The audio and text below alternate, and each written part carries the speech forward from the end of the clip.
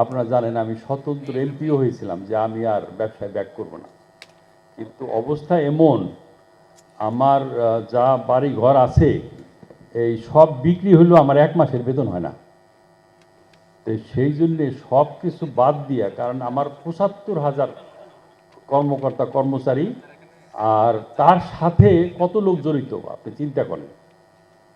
আমার এলাকায় ভোটার হলো 4 লক্ষ, তাই আর ৭৫,০০০ লোক কর্মকর্তা কর্মচারী, তাই কোনটা ইম্পর্টেন্ট?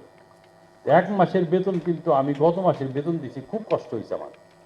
কারণ তৎকালীন সরকারের সময় হরতাল, উনি ছুটি দিলেন, সরকারের ছুটি দিলেন, কারফিউ দিলেন, আমরা কাজ করতে পারিনি। আমাদের সরকার পরিবর্তন হওয়ার সময় আবার সরকারি ছুটি, কারফিউ, কাজ করতে পারিনি। তারপরে শুরু হলো আন্দোলন, শ্রমিক আন্দোলন। কী জন্যে? প্রথম নাসা গার্মেন্টস থেকে শুরু হলো, নাসা গার্মেন্টস বের করলো পাশের গার্মেন্টসকে, পাশের গার্মেন্টস থেকে বের করে এসে দরজা ভাঙা শুরু করলো। গেট ভেঙে একটা, আমাদের তো 2টা গেট, প্রথম গেট ভেঙে ফেললো। কী চাই? চাকরি চাই। কী চাই? কেন চাকরি চাই? বলছে আমাদের বেকার, তো বেকার সংঘ, এরকম একটা সংঘ বেরোলো, বেকার সমিতি, তাদের চাকরি দিতে হবে। তো যাই হোক, একটার পর একটা গার্মেন্টস বন্ধ হইতে থাকলো, আমরা কুল কিনারা পাইলাম না। আমাদের ওয়ার্কাররা ভিতরে কতক্ষণ আটকায় রাখা যায়, ওরা বের হয়ে গেল। অনেকে প্রেগনেন্ট মহিলা আছে, তাদের তো নিরাপদে আস্তে আস্তে যেতে হয়। তো যাই হোক, এরকম একটা চলতে থাকলো। আমরা জানি না, আমাদের ওয়ার্কাররাও জানে না কেন এরকম হচ্ছে। তারপরে জানার চেষ্টা করলাম, অনেক ফ্যাক্টরিতেই শ্রমিকরা বাহির থেকে এসে বা ভিতরের থেকে স্টাফদেরকে মারে, এবং এমন কোনো ফ্যাক্টরিতে নাই যার স্টাফদেরকে মারে নেই। আজকেও ভয়ে এই ডেকো গার্মেন্টস খুলে নাই, যে ভাই আমার স্টাফদেরকে মনোবল ভেঙে গেছে, আমি আর খোলাইতে পারতেছি না। অনেক অনন্ত গার্মেন্টস তাদের স্টাফদেরকে মারছে, আগুন দিছে, তারপরও তারা ফ্যাক্টরি খুলতে আজকে খুলছে। তো অনেক সমস্যার দীর্ঘদিনের, এটা কোনো দাবি দেওয়া না। শ্রমিক নেতৃবৃন্দর সামনে নিয়ে বসলাম আমরা কয়েকদিন, সমস্ত ট্রেড ইউনিয়ন লিডারকে ডাকলাম যে ভাই এই কি, এই কয়েকদিন আগে তো আমাদের সমস্ত দাবি দেওয়া 56% বেতন বৃদ্ধি করা হলো। এখন আগে 2022-এ আমাদের রপ্তানি প্রবৃদ্ধি ছিল 23%। 2023-এ সেটা ড্রাস্টিক্যালি নেগেটিভ হয়ে গেল। কারণ কি? ইউক্রেন যুদ্ধের কারণে মানুষ কাপড় কেনা বন্ধ করে দিল। বন্ধ করে দেওয়ার পর আমরা কোনো রকম ফ্যাক্টরি চালিয়ে দেওয়ার জন্যে, যেই একটা প্যান্ট শর্টস $2 ছিল, ওইটা চলে আসলো $1.20। যেটা $2 হলো কাপড় চোপড় সমস্ত কিছু, সেখানে আমার জন্য আছে হয়তো 10 সেন্ট। আমি সব কিছু করে ঠিক মতো পাঠিয়ে দিলে আমি পাবো 10 সেন্ট, আর বাকিটি তো কাপড়ের দাম, সুতার দাম, পুতার দাম, labour cost, electricity, this that.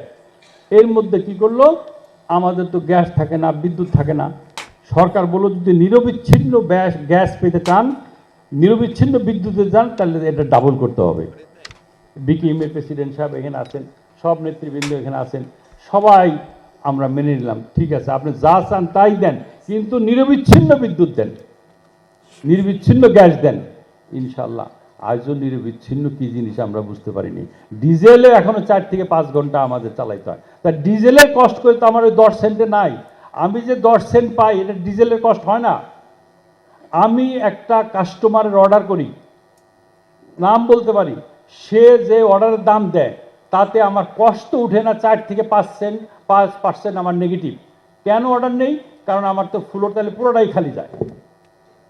আমি কস্টিং দেখাই দিব, নাম দেখাই দেবো, শুধু আমি না, এখানে আয়ুব ভাই সেই ভাইয়ের কাজ করে, এন ভাই সেই ভাইয়ের কাজ করে, ওর অর্ডারগুলি নেই, ও সুযোগ পাইছে, কারণ জানে ওর ভলিউম আছে, ও এই অর্ডার ছাড়া আমার অন্য জায়গায় বিকল্প ব্যবস্থা নাই।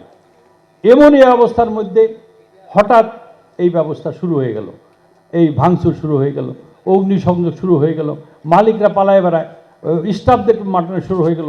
এমন অবস্থায় সেনাবাহিনী, আমি সহ ব্যবসায়ী নেতৃবৃন্দ মাননীয় চিফ অ্যাডভাইজার সাহেবকে সাথে 2বার দেখা করেছি, বলেছি যে আপনি যদি সেনাবাহিনীকে এম্পাওয়ার্ড না করেন তাহলে তো আমরা আর ফ্যাক্টরি চালাইতে পারবো না।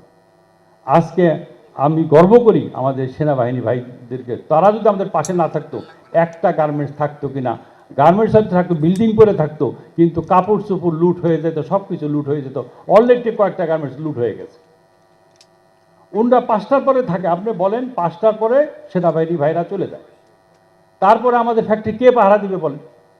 আগে তো থানায় কন্ট্যাক্ট করলে পুলিশ আসতো, আপনার নর্মালি ইন্ডাস্ট্রিয়াল পুলিশ আমাদেরকে প্রোটেকশন দিত, তাদের ইন্টেলিজেন্স ওয়াজ ভেরি স্ট্রং, কোন বাড়িতে কে কী করে সব ছিল। এখন তো ওনাদের তো কোনো নাই, ওনাদের পাই না। সন্ধ্যার পরে এখন কি করি আমরা, সুপারভাইজার, লাইন চিফ ওদেরকে দিয়ে চারদিকে গেট দিয়ে পাহারা দিই, কারণ সন্ধ্যার পরে গেট ভাঙিয়ে যদি সব কিছু নিয়ে চলে যায় তাহলে আমার কি উপায় কী হবে বলে। আর টেলিফোন করলেই তো একজনই সেনাবাহিনী আমার জন্য তৈরি থাকে না, আর কয়টা ফ্যাক্টরি দেশে যাবে বলেন। ঠিক এমনই অবস্থার মধ্যে কিন্তু আজকের এই মিটিং অত্যন্ত গুরুত্বপূর্ণ বলে আমি মনে করি। কি বলেন ভাই সাহেবরা? তো আমি এমনই অবস্থার মধ্যে কাস্টমারদের আজকে 15 দিন যাবৎ কাজ হয় না। গত মাসের বেতন আমি কষ্ট, এই মাসের মাননীয় 2 অ্যাডভাইজার সাহেবকে আমি বলতেছি, বাংলাদেশ ব্যাংকে যদি আমার বিশেষ ব্যবস্থা না করে দেন আমি কিন্তু এই 75,000 লোকের বেতন দিতে পারবো না। বাকি মালিকরা পারবে কিনা আমি জানি না, আমি পারবো না। অন্তত এ পর্যন্ত যত বিজিএমের তথ্য অনুযায়ী 270টা গার্মেন্টস বন্ধ হয়ে গেছে এর মধ্যে। আর আমি গ্যারান্টি দিয়ে বলতে পারি এই ডিসেম্বর পর্যন্ত এরকম আরও কত ফ্যাক্টরি বন্ধ হয়ে যাবে। তাই এরা সবাই চাকরির জন্য গেটে আসে, ভাঙচুর করে, তো এদের চাকরি, আমাদেরই তো বেতন টিকাইতে পারতেছি না, তো এদের চাকরি করতে দিব। তো এই অবস্থার মধ্যে আমার সর্বক্ষেত্রে যদি আমাদের প্রোটেকশন না দেন, এইভাবে মার খেয়া আমাদের লোক কিন্তু আর ফ্যাক্টরিতে যাবে না। এইভাবে যদি আমাদের প্রোটেকশন দেন, আমাদেরকে নিশ্চয়তা দেন, তাহলে আমরা ফ্যাক্টরি চালাবো, নাহলে আমাদের পক্ষে সম্ভব না। আমরা বাধ্য হয়েছি, আজ থেকে 10 দিন আগে আমরা বলেছি জেনারেল মুইন সাহেবকে, আমরা এই 13 এক ধারায় বন্ধ করে দিতে চাই, আমরা পারছি না। উনি বলছেন যে দেখেন এটা আমি খুব, আমাকে আর্মি চিফ কঠিনভাবে দায়িত্ব দিয়েছেন, আমি যদি আজকে বন্ধ করে দেন তাহলে এটা আমার ব্যর্থতা হবে, আপনি আরেকটা দিন চালান, আরেকটা দিন। উনার কারণে কিন্তু চালাইছি, কিন্তু এইভাবে আমাদেরকে শ্রমিকদের দিয়ে বহিরাগত দিয়ে আর মার খাওয়ান না। আপনারা যা করার কালকের থেকে যদি আপনারা দায়িত্ব নিতে পারেন যে ফ্যাক্টরি চলবে, কোনো জায়গায় অগ্নিসংযোগ হবে না, ভাঙচুর হবে না, না হলে ফ্যাক্টরি চলবো, নাহলে আর আমি পারবো না। এই বয়সে আর কত, 40 বছর তো হইল, আর কত বলেন। আমি একটা তথ্য দিচ্ছি, যে তথ্যটা আপনাদের কারো কাছে নাই। যদি আমার এখানে যে ব্যবসা বন্ধ হয়ে যায়, আমাকে চেহারা দিয়ে কে ব্যবসা দেয় না, প্লিজ আপনারা শুনেন, আপনারা আমার চেহারা দিয়ে কে ব্যবসা দেয় না। বাংলাদেশে সহজলভ্যে পায়, টাইমলি পায়, এই কারণে বিদেশিরা এই দেশে আসে। এখন সেই সহজলভ্য আর বাংলাদেশ নাই। কোনো 5টা দেশ তারা আমাদের বাংলাদেশকে ভ্রমণ ব্যান করে দিয়েছে, আমেরিকা, কানাডা, অস্ট্রেলিয়া, ইন্ডিয়া সহ এরকম 5টা দেশ বাংলাদেশ ভ্রমণ নিষিদ্ধ, কোনো কাস্টমার আমাদের দেশে আসতেছে না। এবং এখানে তাদের যে অফিস আছে তারা বলছে যে যদি আমরা প্রত্যেকদিন তাদেরকে বলি ভাই কালকের থেকে নর্মাল হয়ে যাবে, তোমার মাল তুমি পেয়ে যাবা, পরশুদিন বলি ভাই কালকের থেকে নর্মাল হয়ে যাবে, এই নর্মাল হইতে হইতে ওরা আর আমাকে বিশ্বাস করতেছে না।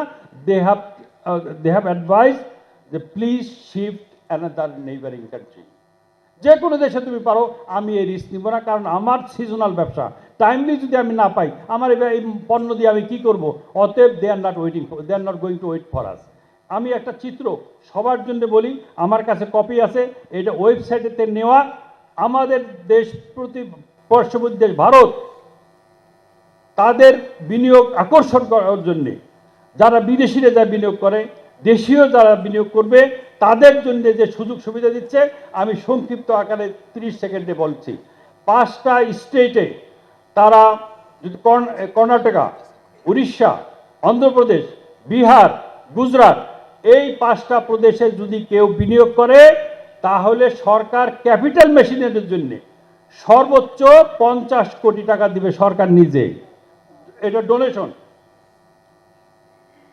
আর জমি কেনার জন্য 25% দিবে।